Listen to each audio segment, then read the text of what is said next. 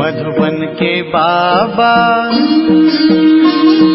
मधुबन के बाबा मुरली वाले, आपका क्या कहना, आपका क्या कहना। ओम शांति। आज 11 अगस्त 2025 के साकार मधुर महावाक्य हैं। आज मीठे मीठे बाप दादा बोले, मीठे बच्चे, तुम्हें पढ़ाई से अपनी कर्मातीत अवस्था बनानी है और साथ साथ पतित से पावन बनाने का रास्ता भी बताना है, रूहानी सर्विस करनी है। बाबा ने कहा, मीठे बच्चे, तुम्हें पढ़ाई से अपनी कर्मातीत अवस्था बनानी है और साथ साथ पतित से पावन बनाने का रास्ता भी बताना है, रूहानी सर्विस करनी है। बाबा ने आज प्रश्न पूछा कि कौन सा मंत्र याद रखो तो पाप कर्मों से बच जाएंगे। उत्तर में बाबा ने मंत्र दिया है, hear no evil, see no evil, और यही मंत्र याद रखो। बाबा कहते, तुम्हें अपनी कर्मेंद्रियों से कोई पाप नहीं करना है। कलयुग में सबसे पाप कर्म ही होते हैं। इसलिए बाबा ये युक्ति बताते हैं। कौन सी युक्ति? कि पवित्रता का गुण धारण करो, यही नंबर 1 गुण है। ओम शांति। बच्चे किसके सामने बैठे हैं? बुद्धि में जरूर चलता होगा कि हम पतित पावन सर्व के सदगति दाता अपने बेहद के बाप के सामने बैठे हैं। भल ब्रह्मा के तन में हैं तो भी याद उनको करना है। मनुष्य कोई सर्व की सदगति नहीं कर सकते। मनुष्यों को पतित पावन नहीं कहा जाता। बच्चों को अपने को आत्मा समझना पड़े। हम सब आत्माओं का बाप वह है। वह बाप हमको स्वर्ग का मालिक बना रहे हैं। ये बच्चों को जानना चाहिए और फिर खुशी भी होनी चाहिए। यह भी बच्चे जानते हैं कि हम नरकवासी से स्वर्गवासी बन रहे हैं। बहुत सहज रास्ता मिल रहा है। सिर्फ याद करना है और अपने में दैवी गुण धारण करने हैं। अपनी जांच रखनी है। नारद का मिसाल भी है ना। तो ये सब दृष्टांत ज्ञान के सागर बाप ने ही दिए हैं। जो भी सन्यासी आदि दृष्टांत देते हैं वे सब बाप के दिए हुए हैं। भक्ति मार्ग में सिर्फ गाते रहते हैं। कछुए का, सर्प का, भ्रमरी का दृष्टांत देंगे, परंतु खुद कुछ भी नहीं कर सकते। बाप के दिए हुए दृष्टांत भक्ति मार्ग में फिर रिपीट करते हैं। भक्ति मार्ग है ही पास्ट का। इस समय जो प्रैक्टिकल होता है उसका फिर गायन होता है। भल देवताओं का जन्मदिन अथवा भगवान का जन्मदिन मनाते हैं, परंतु जानते कुछ भी नहीं है। अभी तुम समझते जाते हो कि बाप से शिक्षा लेकर पतित से पावन भी बनते हो और पतितों को पावन बनने का रास्ता भी बताते हो। यह है तुम्हारी मुख्य रूहानी सर्विस। पहले पहले कोई को भी आत्मा का ज्ञान देना है। तुम आत्मा हो, आत्मा का तो किसी को पता ही नहीं। आत्मा तो अविनाशी है। जब समय होता है आत्मा शरीर में आकर प्रवेश करती है तो अपने को घड़ी घड़ी आत्मा समझना है। हम आत्माओं का बाप परमपिता परमात्मा है, परम टीचर भी है। यह भी हर दम बच्चों को याद रहना चाहिए। यह भूलना नहीं चाहिए। तुम जानते हो कि अब वापिस जाना है। विनाश सामने खड़ा है। सतयुग में दैवी परिवार बहुत छोटा होता है और कलयुग में तो कितने ढेर मनुष्य हैं। अनेक धर्म, अनेक मतें हैं और सतयुग में ये कुछ भी होता नहीं। बच्चों को सारा दिन बुद्धि में ये बातें लानी है।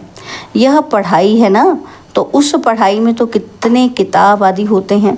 हर एक क्लास में नए नए किताब खरीद करने पड़ते हैं। यहाँ तो कोई भी किताब व शास्त्रों आदि की बात ही नहीं। इसमें तो एक ही बात, एक ही पढ़ाई है। यहाँ जब ब्रिटिश गवर्नमेंट थी, राजाओं का राज्य था, तो स्टैंप में भी राजा रानी के सिवाय और कोई का फोटो ही नहीं डालते थे। आजकल तो देखो, भक्त आदि जो भी होकर गए हैं उनकी भी स्टैंप बनाते रहते हैं। इन लक्ष्मी नारायण का राज्य होगा तो चित्र भी एक ही महाराजा महारानी का होगा। ऐसे नहीं कि जो पास्ट देवताएं होकर गए हैं उनके चित्र मिट गए हैं।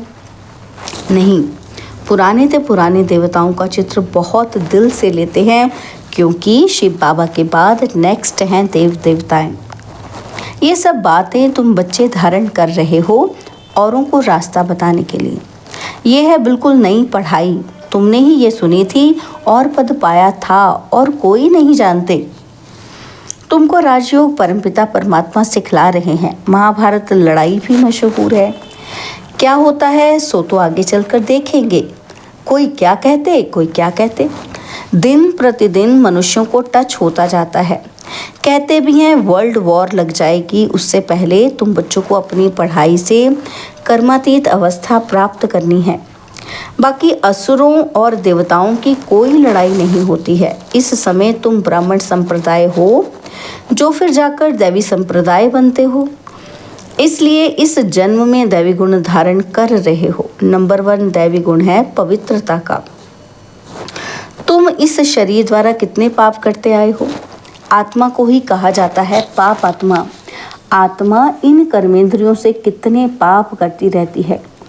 अब hear no evil, see no evil किसको कहा जाता है? आत्मा को कहा जाता है कि तुमने बुरा नहीं देखना है, बुरा नहीं बोलना है। क्योंकि बाबा कहते आत्मा ही कानों से सुनती है। बाप ने तुम बच्चों को स्मृति दिलाई है कि तुम आदि सनातन देवी देवता धर्म वाले थे। चक्र खाकर आए, अब फिर तुमको वही बनना है। यह मीठी मीठी स्मृतियाँ आने से पवित्र बनने की हिम्मत आती है। तुम्हारी बुद्धि में है कि हमने कैसे 84 का पाठ बजाया है। पहले पहले हम ये थे, ये कहानी है ना। तो बुद्धि में आना चाहिए कि 5000 वर्ष पहले हम सो देवता थे। हम आत्मा मूल वतन की रहने वाली हैं। आगे ये ज़रा भी ख्याल नहीं था। हम आत्माओं का वह घर है, वहाँ से हम आते हैं पाठ बजाने। सूर्यवंशी चंद्रवंशी बने और उसके बाद क्या बने? वैश्य और शूद्र, फिर ब्राह्मण बने। तो बाबा कहते अभी तुम ब्रह्मा की संतान ब्राह्मण वंशी हो। तुम ईश्वरीय औलाद बने हो। ईश्वर बैठ तुमको शिक्षा देते हैं। यह सुप्रीम पाप, सुप्रीम टीचर, सुप्रीम गुरु भी है। हम उनकी मत से सब मनुष्यों को श्रेष्ठ बनाते हैं। मुक्ति जीवन मुक्ति दोनों श्रेष्ठ हैं। हम अपने घर जाएंगे, फिर पवित्र आत्माएं आकर राज्य करेंगी। यह चक्र है ना, इसको कहा जाता है स्वदर्शन चक्र। यह ज्ञान की बात है। बाप कहते हैं तुम्हारा यह स्वदर्शन चक्र रुकना नहीं चाहिए। फिरते रहने से विकर्म विनाश हो जाएंगे। तुम इस रावण पर जीत पालेंगे, पाप मिट जाएंगे। अब स्मृति आई है सिमरन करने के लिए। ऐसा नहीं कि माला बैठ सिमरन करनी है। बाबा कहते आत्मा में अंदर ज्ञान है जो तुम बच्चों को और भाई बहनों को समझाना है। बच्चे भी मददगार तो बनेंगे ना। तुम बच्चों को ही स्वदर्शन चक्रधारी बनाता हूँ। यह ज्ञान मेरे में है, इसलिए मुझे ज्ञान का सागर मनुष्य सृष्टि का बीज रूप कहते हैं। उनको बागवान कहा जाता है। देवी देवता धर्म का बीज शिव बाबा ने ही लगाया है। अभी तुम देवी देवता बन रहे हो। ये सारा दिन सिमरन करते रहो तो भी तुम्हारा बहुत कल्याण है। दैवी गुण भी धारण करने हैं, पवित्र भी बनना है। स्त्री पुरुष दोनों इकट्ठे रहते पवित्र बनते हो, ऐसा धर्म तो होता ही नहीं। निवृत्ति मार्ग वाले तो वो सिर्फ पुरुष बनते हैं। कहते हैं ना स्त्री पुरुष दोनों इकट्ठे पवित्र रह नहीं सकते, मुश्किल है। सतयुग में थे ना, लक्ष्मी नारायण की महिमा भी तो गाते हैं ना। अभी तुम जानते हो, क्या जानते हैं हम? कि बाबा हमको शूद्र से ब्राह्मण बनाए, फिर देवता बनाते हैं। हम ही पूज्य से पुजारी बनेंगे और फिर जब वाम मार्ग में जाएंगे तो शिव का मंदिर बनाए पूजा करेंगे। तुम बच्चों को अपने 84 जन्म का ज्ञान है। बाप ही कहते हैं तुम अपने जन्मों को नहीं जानते हो, मैं बताता हूँ। ऐसे और कोई मनुष्य कह ही ना सके। तुमको अब बाप सुदर्शन चक्रधारी बनाते हैं। तुम आत्मा पवित्र बन रही हो। शरीर तो यहाँ पवित्र बन ना सके, आत्मा पवित्र बन जाती है तो फिर अपवित्र शरीर को छोड़ना पड़ता है।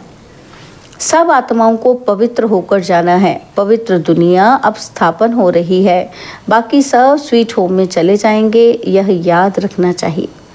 बाप की याद के साथ साथ घर की भी याद ज़रूर चाहिए, क्योंकि अब वापस घर जाना है। घर में ही बाप को याद करना है। भल तुम जानते हो कि बाबा इस तन में आकर हमको सुना रहे हैं। परंतु बुद्धि परमधाम स्वीट होम से टूटनी नहीं चाहिए। टीचर घर छोड़कर आते हैं तुमको पढ़ाने और पढ़ाकर फिर बहुत दूर चले जाते हैं। सेकंड में कहीं भी जा सकते हैं। आत्मा कितनी छोटी बिंदी है, वंडर खाना चाहिए। तो बाप ने आत्मा का भी ज्ञान दिया है, तो यह भी तुम जानते हो कि स्वर्ग में कोई गंदी चीज होती ही नहीं जिसमें हाथ पांव व कपड़े आदि मैले हों। देवताओं की कैसी सुंदर पहरवाइश है, कितने फर्स्ट क्लास कपड़े होंगे, धोने की भी दरकार नहीं। इनको देखकर कितनी खुशी होनी चाहिए। आत्मा जानती है कि भविष्य 21 जन्म हम ये बनेंगे, बस देखते रहना चाहिए। यह चित्र सबके पास होना चाहिए। इसमें बड़ी खुशी चाहिए कि हमको बाबा ये बनाते हैं। ऐसे बाबा के हम बच्चे फिर रोते क्यों हैं? हमको कोई फिक्र थोड़ी होना चाहिए। देवताओं के मंदिर में जाकर महिमा गाते हैं। क्या गाते हैं? सर्वगुण संपन्न, सर्वगुण संपन्न, निर्विकारी, निरहंकारी, अच्युतम केशवम, तो कितने कितने नाम बोलते जाते हैं। तो ये सब शास्त्रों में लिखा हुआ है, जो याद करते हैं। शास्त्रों में किसने लिखा? व्यास ने, या कोई नए नए भी बनाते रहते हैं। ग्रंथ आगे बहुत छोटा था, हाथ से लिखा हुआ, अभी तो कितना बड़ा बना दिया है, ज़रूर एडिशन किया होगा। अब गुरु नानक तो आते ही हैं धर्म की स्थापना करने। ज्ञान देने वाला तो एक ही है, क्राइस्ट भी आते हैं सिर्फ धर्म की स्थापना करने के लिए। जब सब आ जाते हैं तो फिर वापस जाएंगे। घर भेजने वाला कौन? क्या क्राइस्ट? नहीं, वह तो भिन्न नाम रूप से तमो प्रधान अवस्था में हैं। सतरजो तमो में आते हैं ना, तो इस समय सब तमो प्रधान हैं। सबकी जड़ जड़ी भूत अवस्था है ना, तो पुनर्जन्म लेते लेते इस समय सब धर्म वाले आकर तमो प्रधान बने हैं। अब सबको वापस जाना है ज़रूर, फिर से चक्र फिरना चाहिए। पहले नया धर्म चाहिए जो सतयुग में था। बाप ही आकर आदि सनातन देवी देवता धर्म की स्थापना करते हैं। फिर विनाश भी होना है। स्थापना, विनाश, फिर पालना। सतयुग में एक ही धर्म होगा, यह स्मृति आती है ना, तो सारा चक्र स्मृति में लाना है। अभी हम 84 का चक्र पूरा कर वापस घर जाएंगे। तुम बोलते चलते स्वदर्शन चक्रधारी हो। बाबा कहते, फिर वो कहते हैं कि कृष्ण को स्वदर्शन चक्र था, उसने सबको मारा। अकासुर, बकासुर आदि के चित्र दिखाए हैं, परंतु ऐसी कोई बात ही नहीं। तुम बच्चों को अभी स्वदर्शन चक्रधारी बनकर रहना है, क्योंकि स्वदर्शन चक्र से तुम्हारे पाप कटते हैं, आसुरीपना खत्म होता है। क्यों? क्योंकि तुम स्वयं का दर्शन करते हो ना, तो स्वयं के अंदर जो आसुरी गुण है उसको खत्म करते हो। तो बाबा कहते हैं तुम्हारा आसुरीपना खत्म होता है। देवताओं और असुरों की लड़ाई तो हो ना सके। असुर हैं कलयुग में और देवताएं हैं सतयुग में, और बीच में है संगम युग। शास्त्र तो है ही भक्ति मार्ग के, ज्ञान का नाम निशान नहीं है। ज्ञान सागर एक ही बाप है सबके लिए। तो सिवाय बाप के कोई भी आत्मा पवित्र बन वापिस जा नहीं सकती। पाठ ज़रूर बजाना है। तो अब अपने 84 के चक्र को भी याद करना है। हम अभी सतयुगी नए जन्म में जाते हैं। ऐसा जन्म फिर कभी नहीं मिलता। शिव बाबा, फिर ब्रह्मा बाबा, लौकिक, पारलौकिक, और ये है अलौकिक बाबा। इस समय की ही बात है, इनको अलौकिक कहा जाता है। तुम बच्चे उस शिव बाबा को सिमरण करते हो, ब्रह्मा को नहीं।